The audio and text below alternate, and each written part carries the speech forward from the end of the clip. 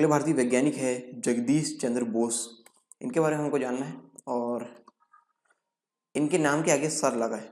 Sir लगा है मतलब इन्हें नाइट की उपाधि प्राप्त थी। ठीक है, जिनके नाम के आगे सर लगा रहता है, जिन भी महान वैज्ञानिकों या जिन भी महान व्यक्तियों के आगे नाम के आगे सर लगा रहता है, उन्हें नाइट की उपाधि प्राप्त होती है। ये आप याद रखिए। चलिए जानते हैं इनके बारे में। जगदीश चंद्र बोस का जन्म 30 नवंबर 1858 को हुआ।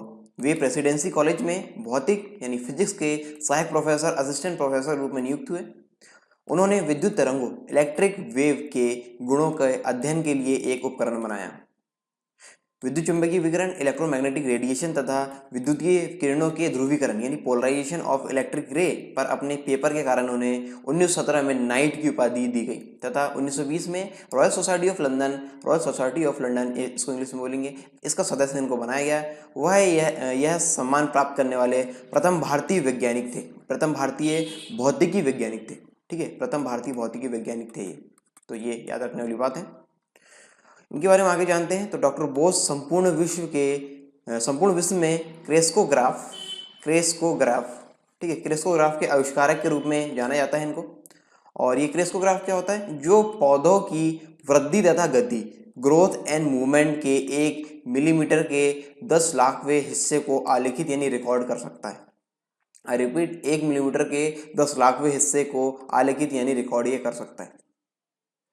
डॉक्टर बोस ने क्रेस्कोग्राफ की सहायता के लिए ग्राफ से यह साबित किया कि पौधों में भी परिसंचरण तंत्र की प्रक्रिया होती है। परिसंचरण तंत्र यानी यहाँ पे देखिए, परिसंचरण तंत्र का अर्थ यह है किसी पौधे के द्वारा अवशोषित या निर्मित पदार्थों का पौधे के अन्य भागों या अन्य हिस्सों तक पहुंचाना। यानी जो पदार्थ में कुछ चीजें रहती हैं या वो अवशोषित करे या फिर निर्मित करे रहते हैं जो पदार्थ द्वारा, उसको एक भाग से दूसरे भाग तक पहुंचाना, ये होता है परिसंचरण।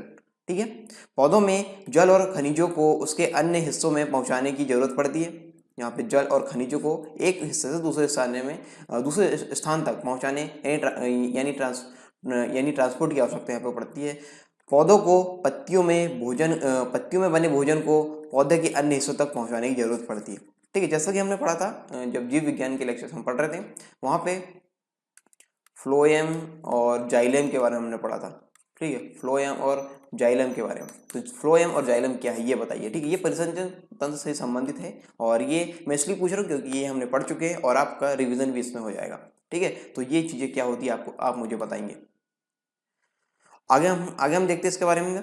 क्रेस्कोग्राफ से यह भी दर्शाया गया है कि पौधों में रस, सैप के ऊपर की तरफ गति यानी अपवर्ड मूवमेंट सजीव कोशिकाओं के समान होने वाली गतिविधि है।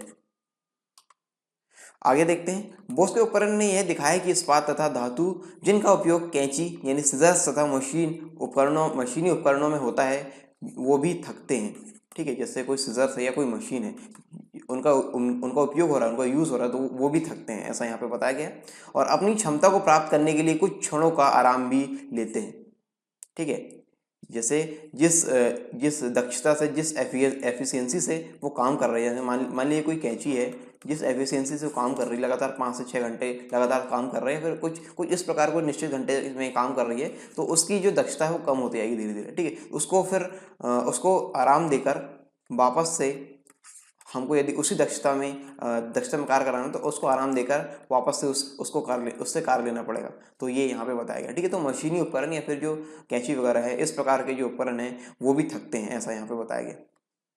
क्रेस्कोग्राफ तथा बोस के अन्य उपकरणों के अलावा इन्होंने रेडियो की खोज की थी। मार्कोनी है, और मार्कोनी के पूर्व ही वायरलेस का आविष्कार कर लिया था। उन्होंने प्रथम तार रहित अनुकूलक यंत्र यानी वायरलेस कोहेलर रेडियो सिग्नल डिटेक्टर का आविष्कार किया था तथा साथ ही साथ विद्युत तरंगों के अपवर्तन, रिट्रैक्शन ऑफ इलेक्ट्रिक वेव्स को सूचित करने वाले उपकरण का भी आविष्कार किया। तो ये थे जगदीश चंद्र बोस।